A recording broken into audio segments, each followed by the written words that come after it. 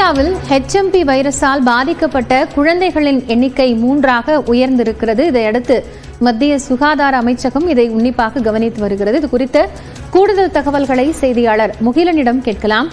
முகிலன், இப்போ 3 குழந்தைகளுக்கு பாதிப்பு எண்ணிக்கை அதிகரித்திருக்கிறது. என்ன தடுப்பு நடவடிக்கைகளை மேற்கொண்டு வருகிறார்கள்? வணக்கம். இப்போது HMP வைரஸால் பாதிக்கப்பட்ட குழந்தைகளின் எண்ணிக்கை 3ஆக அதிகரித்திருக்கிறது. ஏற்கனவே பெங்களூருவில் 3 மாதம் மற்றும் 8 மாத பச்சிளம் குழந்தைகளுக்கு HMP வைரஸானது பாதிப்பு உறுதி செய்யப்பட்டிருந்தது. இந்த நிலையில் 3ஆவதாக ஒரு குழந்தைக்கும் இந்த பாதிப்பு உறுதி செய்யப்பட்டிருக்கிறது. கடந்த 24ஆம் தேதி அகமதாபாத்தில் உள்ள ஒரு தனியார் மருத்துவமனையில் சளி தொல்லை காரணமாக அந்த குழந்தையானது மருத்துவமனையில் அனுமதிக்கப்பட்டிருந்தது. தற்போது அந்த குழந்தை உடல்நலம் பெற்று தற்போது சீரான நிலையில் இருப்பதாக அதிகாரப்பூர்வமாக நமக்கு தகவல் கிடைத்திருக்கிறது. இதுவரை 3 குழந்தைகள் இந்த HMP வைரஸால் பாதிக்கப்பட்டிருக்கின்றனர். பெங்களூருவில் 3 மாத குழந்தை ஒன்றும் 8 மாத குழந்தை ஒன்றும் ஏற்கனவே பாதிக்கப்பட்டிருந்த நிலையில் 3ஆவதாக தற்போது குஜராத்தை சேர்ந்த ஒரு குழந்தையும் இந்த வைரஸ் தொற்றால் பாதிக்கப்பட்டிருக்கிறது. இதில் குறிப்பிட வேண்டிய அம்சம் என்னவென்றால், இந்த 3 குழந்தைகளும் அவர்களது பெற்றோரும் எந்த வெளிநாடுகளுக்கும் செல்லாதவர்கள் என்பதுதான் இதில் முக்கியமான ஒரு அம்சமாக பார்க்கப்படுகிறது. இந்த பாதிப்பு ஏற்பட்டால் அந்த குழந்தைகளுக்கு சளி, இருமல் மற்றும் குழந்தைகளின் உதடு பகுதி நீல நிறத்தில் மாறும் என்பதுதான் இதில் அபாயகரமான ஒரு விஷயம். குழந்தைகளுக்கு மூச்சு விடுவதில் மிகப்பெரிய ஒரு சிக்கல் இருக்கிறது.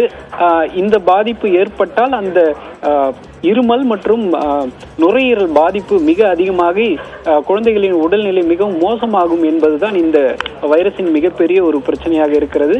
இது தொடர்பாக அடுத்த கட்ட நடவடிக்கைகள் என்ன எடுக்கலாம் என்பது தொடர்பாக ICMR மற்றும் சுகாதாரத்துறை அமைச்சகமும் ஒரு ஆலோசனையில் ஈடுபட்டு வருகின்றனர். ஏற்கனவே பெங்களூருவில் இது தொடர்பாக ஒரு அவசர ஆலோசனை கூட்டமானது சற்று முன்னதாக தொடங்கி நடைபெற்று வருகிறது. இந்த நிலையில் இந்த குழந்தைகள் பாதிக்கப்பட்டவர்களுடைய எண்ணிக்கை 2லிருந்து 3ஆக அதிகரித்திருக்கிறது. காயத்ரி, நன்றி ராஜா, விவரங்கள் இணைந்து வழங்கியமைக்காக.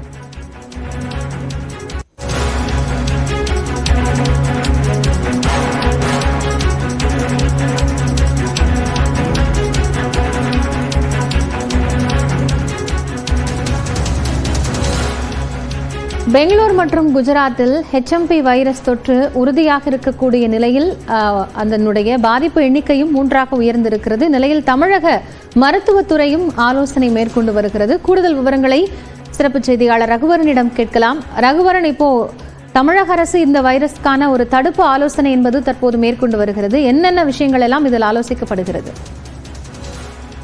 HMP வைரஸ் பரவி வரக்கூடிய நிலையில், சீனாவில் பரவி வரக்கூடிய நிலையில் அது பற்றி அச்சம் இந்தியாவில் ஏற்பட்டிருக்கிறது.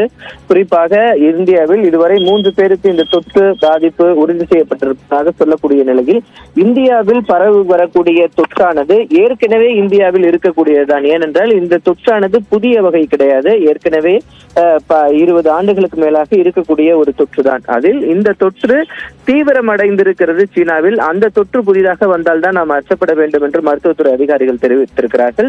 அது மட்டும் இல்லாமல் இந்த கைட்லைன்ஸ், ஏன்னா இந்த தொற்று ஏற்பட்ட எது போன்ற சிகிச்சைகள் கொடுப்பது, இதற்கான மருந்துகளை தயார் நிலையில் வைப்பதா, எது போன்ற பாதிப்புகளை ஏற்படுத்தும் அப்படின்னு சொல்லிட்டு ஒரு ஸ்டடிஸ் பண்ணுவாங்க பொது சுகாதாரத்துறையில. அதற்கான ஸ்டடிஸ்லாம் தற்போது பண்ணி எது போன்ற சிகிச்சைகளை கொடுக்கலாம் அப்படின்னு சொல்லிட்டு ஒரு சுற்றறிக்கையை தமிழக மருத்துவத்துறை கொடுப்பதற்கு தயாராகி வருவதாக அதிகாரிகள். ரகுவரன், நீங்க இணைப்பில் இருங்க. நம்மோடு மருத்துவர் அமலோற்பவநாதன் இணைந்திருக்கிறார், அவரோட பேசலாம். சார் வணக்கம். வணக்கம். இப்போ இந்த HMP வைரஸ் ஒரு அச்சத்தை கொடுக்கக்கூடியதாக இருக்குமா? ஏன்னா இப்போ தமிழ்நாட்டில் மருத்துவத்துறை தரப்புல இருந்து ஒரு ஆலோசனையும் மேற்கொள்ளப்படுகிறது. இதுக்கான போதிய தடுப்பு மருந்துகள்லாம் நம்ம கிட்ட இருக்கா? ஃபர்ஸ்ட் மக்கள் எதுக்கும் அச்சப்பட தேவையில்லை. ஏனென்றால் இது கொரோனா வைரஸ் போல அல்ல. கொரோனா வைரஸ் வந்தபோது அது மனித குலத்துக்கே புதிது, அது யாருக்குமே தெரியாது. ஆனால் இந்த வைரஸ் அப்படி அல்ல. 2001 மனித குலத்துல இருந்துட்டே வருது. ஆகவே கொரோனா வைரஸ் மாதிரி மிக வேகமாகலாம் பரவாது. ஏற்கனவே இது பரவி இருக்க மக்கள் மத்தியில, அதனால கணிசமான அளவு எதிர்ப்பு சக்திகள் இருக்கும். ஆகவே மக்கள் பயப்பட தேவையில்லை. இது ஒண்ணு. 2வது, வழக்கமா ஒரு வருடமும் குளிர்காலங்களில் இது வரக்கூடிய வைரஸ் வியாதி தான். நுரையீரல்ல பல வைரஸ் வியாதிகள் வரும் மழை காலத்துல, குளிர்காலத்துல. அதுல இதுவும் ஒண்ணு. இதை கண்டு பயப்பட தேவையில்லை. மூன்றாவது, இறப்பு சதவீதம் இதுல ரொம்ப ரொம்ப கம்மி. வென்டிலேட்டர் தேவைப்படுறதோ, ஐஎம்சியூல அட்மிட் பண்றதோ மிக மிக மிக குறைவு. அதாவது இணை நோய் உள்ளவர்கள், மிக வயதானவர்கள், அவங்களுக்கு ஏற்கனவே உறுப்பு மாற்று அறுவை சிகிச்சை ஆயிருந்திருக்கலாம், புற்றுநோய் இருந்தவங்களா இருக்கலாம், இவங்களுக்கு தான் இது கொஞ்சம் அதிகம் பாதிக்கும். தவிர மற்றவர்களுக்கெல்லாம் இது சாதாரண காய்ச்சல் மாதிரி வந்துட்டு போயிடும். பயப்படவே வேண்டாம் மக்கள். நன்றி சார், இணைப்பில் வந்து கருத்துக்களை பகிர்ந்து கொண்டமைக்காக.